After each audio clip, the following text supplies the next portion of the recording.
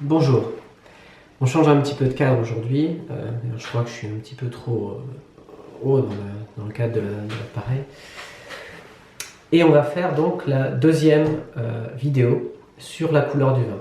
Donc la première vidéo était purement descriptive. Quelles couleurs on peut avoir,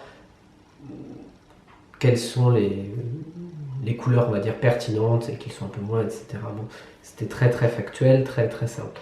Alors aujourd'hui, on va aborder la question de l'interprétation de la couleur.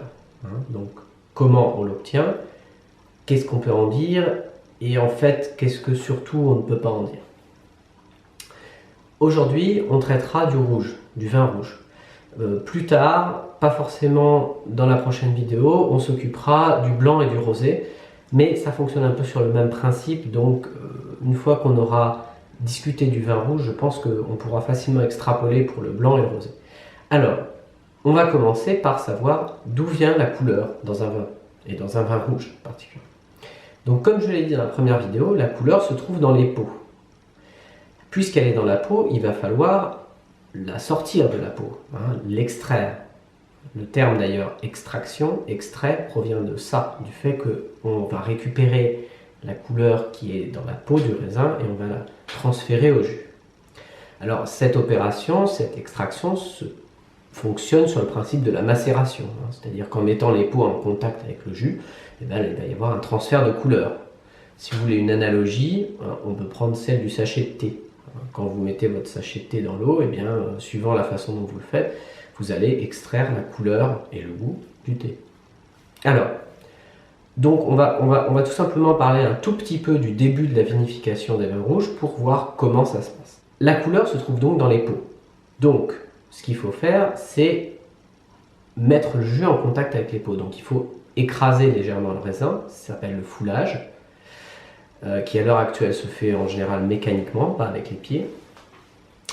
Et ensuite, par différentes opérations, on va accentuer ou diminuer cette extraction de couleur, et d'arômes, et de tanins, et de plein d'autres choses.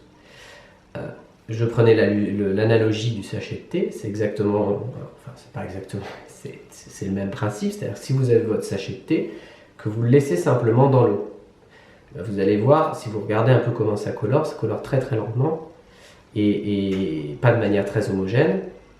Et si vous voulez avoir une couleur plus intense ou plus rapidement, il faut secouer, il faut déplacer le sachet, le presser éventuellement si vous voulez vraiment avoir beaucoup de couleur. Quand vous allez faire du vin rouge, vous allez faire de la même façon pour extraire la couleur. On va faire donc très simple. Quand vous allez commencer votre fermentation alcoolique, vous allez donc transférer vos raisins que vous aurez légèrement ou beaucoup écrasés. Vous allez les transférer dans une cuve. Les cuves peuvent être de différents types. Pareil, on en parlera une autre fois. Une fois que vos raisins sont dans la cuve, ce qui va se passer, c'est que le jus va décanter au fond de la cuve et toutes les parties solides vont remonter en haut de la cuve. Et ces parties solides vont s'agglomérer et vont constituer ce qu'on appelle le chapeau.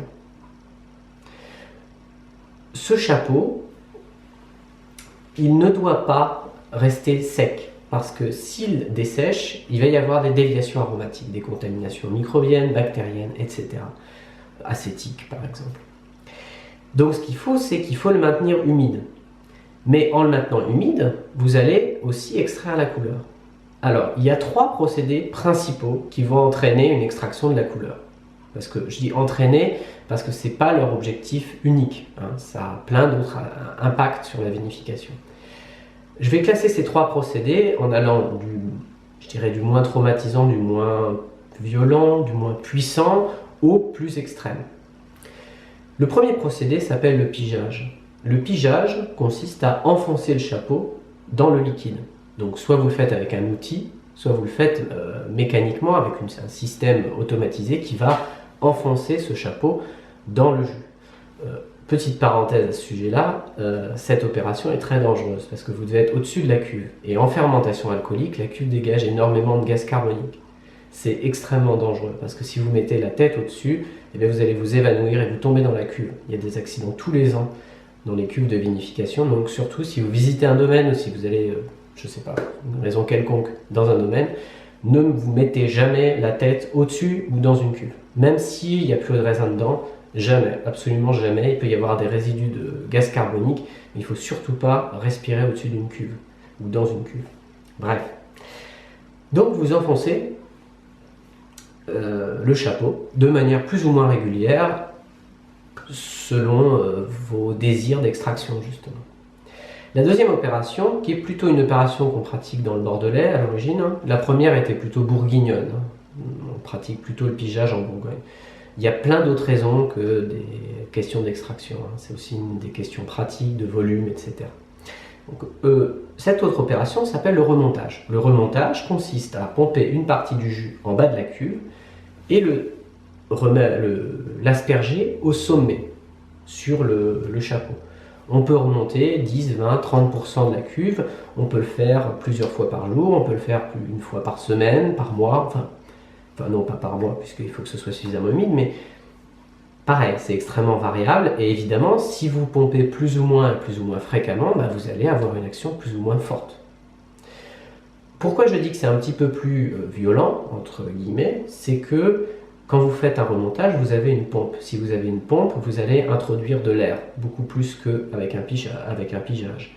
Puisque vous introduisez de l'air dans le vin, vous allez avoir une action plus forte sur l'oxydation et la réduction, enfin tous les procédés chimiques qui se passent dans le vin. Donc ça, c'est le remontage. Et la troisième solution, qui est la plus drastique, qui est en fait une sorte d'extrapolation maximum du remontage, ça s'appelle le délestage. Le délestage consiste à extraire l'intégralité du jus de la cuve, donc vous pompez dans une autre cuve. À ce moment-là, le chapeau va tomber au fond de la cuve, va se disloquer puisqu'il est plus en suspension. Et une fois que ce chapeau s'est désagrégé, vous allez repomper par-dessus l'intégralité de la cuve. Donc vous voyez qu'au niveau extraction, là on va vraiment avoir l'effet maximum. Ces trois opérations, vous pouvez les faire toutes les trois, vous pouvez les faire plusieurs fois, vous pouvez choisir donc leur fréquence, leur intensité, etc. Toutes ces opérations vont avoir un impact sur la quantité de couleur que vous allez extraire. Je faisais l'analogie avec le sachet de thé. Si vous laissez votre sachet de thé juste infuser et vous le retirez tout de suite, vous aurez un thé très clair et assez peu aromatique ou délicatement aromatique, pas très tannique. Et si au contraire vous laissez votre sachet longtemps, que vous le touillez ou même que vous le pressez, vous aurez un thé très foncé où tous les aspects seront renforcés. Les arômes, certainement, mais aussi l'amertume, le côté tannique du thé, etc. Bien là, c'est un petit peu pareil. Pourquoi est-ce que je vous disais ça? Et bien parce que quand on va interpréter la couleur d'un vin, ça va être assez difficile en fait. Parce que selon la façon dont le vin a été traité, dont la macération a été traitée, vous allez obtenir des intensités colorantes différentes. Donc, vous ne pourrez pas associer une couleur directement à un cépage. Vous allez avoir certains cas où vous pouvez avoir des indices. C'est-à-dire qu'un pinot noir, par exemple, c'est toujours clair et c'est toujours orangé. Donc, si vous avez un vin de pinot noir, il ne peut pas être aussi noir qu'un malbec, c'est pas possible. Mais si vous avez un cabernet sauvignon, vous pouvez très bien le faire relativement clair comme extrêmement foncé. C'est pareil sur la grenache, le grenache. Vous pouvez en avoir des très clairs et des très foncés. Si vous prenez ceux que fait Monsieur Reynaud, Emmanuel Reynaud, donc comme la Piala Douce, le Domaine des Tours, qui sont des vins majoritairement grenache, ils sont extrêmement clairs parce qu'il ne veut pas extraire. Et au contraire, vous avez la plupart des Châteauneuf du Pape qui ont une dominante grenache sont très foncés. Donc, vous ne pourrez pas déterminer la nature du cépage grâce à la couleur. Ce que vous pouvez éventuellement supposer, c'est justement si ça a été très extrait ou pas. Et ça a un impact sur la qualité, je veux dire pas si c'est bon ou si c'est mauvais, mais le type de vin que vous allez obtenir à la fin. Un vin qui est très foncé, très dense, a quand même beaucoup plus de chances d'avoir été travaillé sur l'extraction et donc vous aurez des équilibres différents. Donc ça, c'est une conclusion que vous pouvez effectivement tirer. De la couleur, en fait, ce qui est plus intéressant, c'est pas la couleur en tant que telle du vin, c'est sa limpidité et sa transparence, et ses reflets, pardon. Pourquoi? Parce que quand vous observez un verre, vous allez avoir donc deux aspects. Vous avez la couleur en tant que telle, mais vous avez aussi sa limpidité, c'est-à-dire est-ce que c'est trouble ou est-ce que c'est pas trouble. Ça peut être très intéressant. Un vin qui est légèrement trouble, ça peut être le signe d'un vin ou qui n'est pas trop filtré.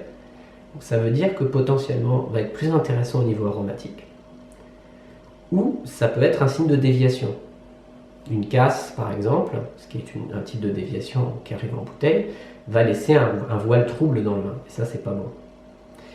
Donc ça, c'est un point plus intéressant au niveau du trouble. Alors, à l'heure actuelle, le consommateur n'aime pas les vins troubles. Donc la plupart des vins sont très clarifiés. Mais il en existe qui ne le sont pas tant que ça. Je prenais l'exemple des vins d'Emmanuel Reynaud. Le Domaine des Tours, c'est un vin qui est assez trouble en général. Et c'est pas du tout un signe de manque de qualité. C'est plutôt qu'il ne filtre pas. Donc il y a plus de particules en suspension. Donc ça, c'est un point intéressant. La filtration, le collage, la clarification des vins, on y viendra une autre fois.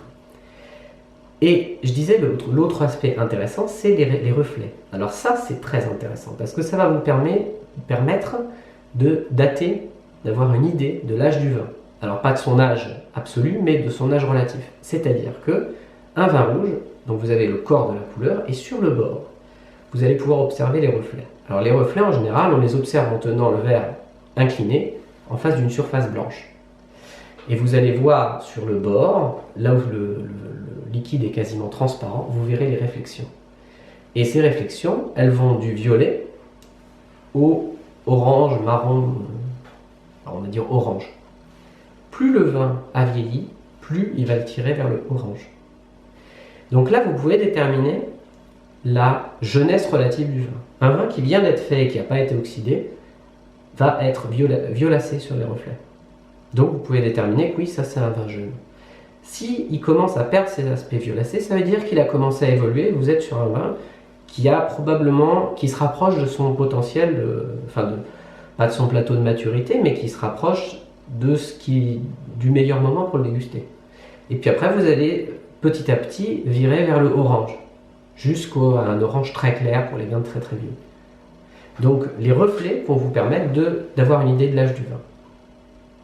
Voilà.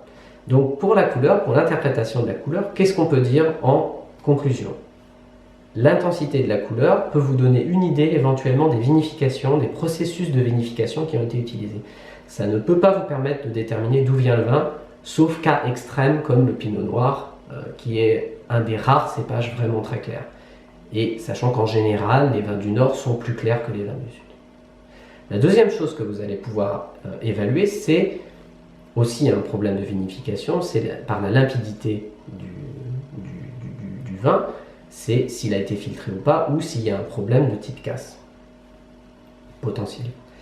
Et la troisième chose que vous allez pouvoir évaluer, rien qu'en regardant donc la couleur du vin, c'est son âge relatif en observant les reflets. Voilà, donc j'espère que cette vidéo vous aura intéressé, j'espère que je ne vais pas devoir la refaire comme la dernière fois, et je reviendrai vers vous peut-être rapidement, si possible avant un mois, pour une troisième vidéo. Et sur ce, je vous dis à bientôt.